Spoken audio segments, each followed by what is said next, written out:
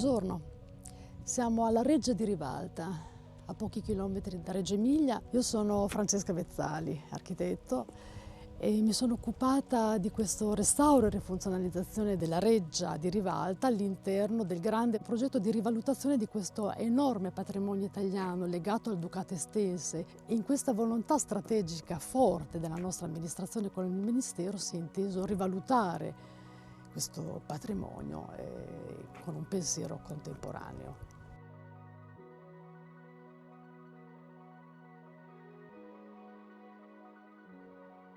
Vedete una grande composizione barocca organizzata su un disegno geometrico rigorosissimo dove la geometria deve accompagnare l'occhio dell'uomo.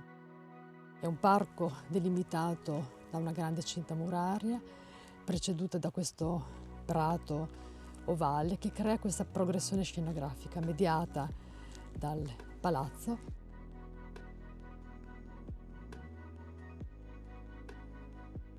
Qui affiora tutta l'esperienza architettonica e paesaggistica concepita in questa reggia. Vedete le grandi grotte in laterizio, la grande scalinata, il dislivello che collega la placca del palazzo al giardino vero e proprio. Vedete come l'articolazione del palazzo è improntata alla massima esaltazione della veduta, della percezione di questa delizia e di questo paesaggio. Vedete infatti come i terrazzi, le balaustre, l'ordine gigante dell'architettura è fatto per mostrare, è fatto per vedere.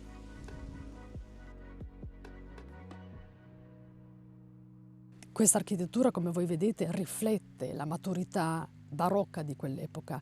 Vedete, è fatta di un corpo centrale più alto e di due ali laterali simmetriche esattamente speculari, scandite da 4 torri d'angolo. Questa è la corte d'onore principale, oltre la quale attraverso queste logge si intravede tutto il parco.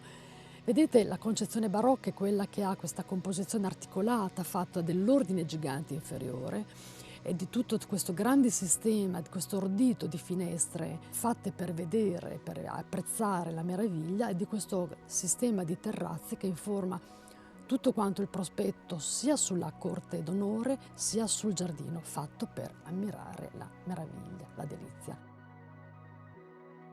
L'unico corpo che è rimasto sopravvissuto dopo la distruzione post-napoleonica è questa, l'ala sud, che è quella che noi vediamo alle nostre spalle. La bicromia ocra e rosato erano i colori che il duca descrive come i colori dell'alba di una primavera qui a Rivalta, che sono i colori tipicamente barocchi che hanno informato questo palazzo. Si intravede proprio il punto di contatto tra l'ala distrutta, il corpo centrale distrutto, e il punto di contatto con l'ala sud, che è quella unica residua. Era quello. Questo corpo laterale ospitava invece parte dei cortigiani, tecnici amministrativi che lavoravano per il duca per il funzionamento di questo grande dispositivo architettonico scenografico fatto per stupire le altre corti amiche. Siamo all'interno del palazzo e siamo proprio nel punto di contatto, di collegamento originario con la parte centrale, la più importante, la più monumentale, la più ricca di spazi, luoghi, colori, materiali. Questo era il punto di collegamento, quello che abbiamo visto da fuori, no? In quella sinopia tracciata ancora sull'intonaco, ancora ben visibile, è una cosa molto emozionante secondo me. Poi ecco, vediamo proprio in queste due sale, analogamente a quelle che erano le sale ducali, vediamo ancora le cromie, vediamo le quadrature, gli stucchi sui quali erano certamente presenti arazzi dipinti, quindi questo ci fa capire come poteva essere la ricchezza della corte. Questa è l'altra sala col camino importante, e anche qui vedete tutto l'apparato decorativo, i colori, le modanature, e vedete il soffitto che invece esplode in questa bellissima combinazione di colori azzurri, grigi. Su questo lato si poteva finalmente vedere tutto il parco.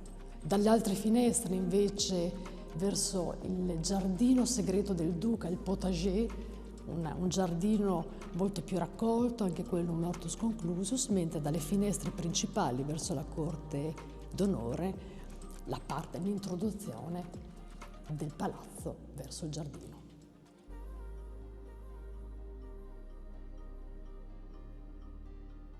Tutto l'intervento statico sull'edificio completo ha garantito un uso pubblico di questi nuovi solai, quindi a destinazioni pubbliche più ampie e diverse da quelle precedenti. La cosa molto importante nel restauro di questi monumenti è non solo garantire, come dovevamo, la restituzione del Settecento e dell'aura barocca di questo palazzo, ma anche garantire il futuro di questi che non possono più essere concepiti come solo monumenti, ma come palazzi per un uso contemporaneo.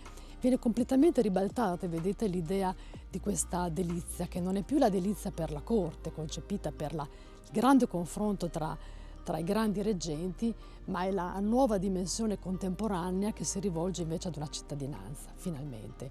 Non possiamo che augurare in bocca al lupo a questo sistema magnifico che sia stato ristabilito, architettura, paesaggio, parco.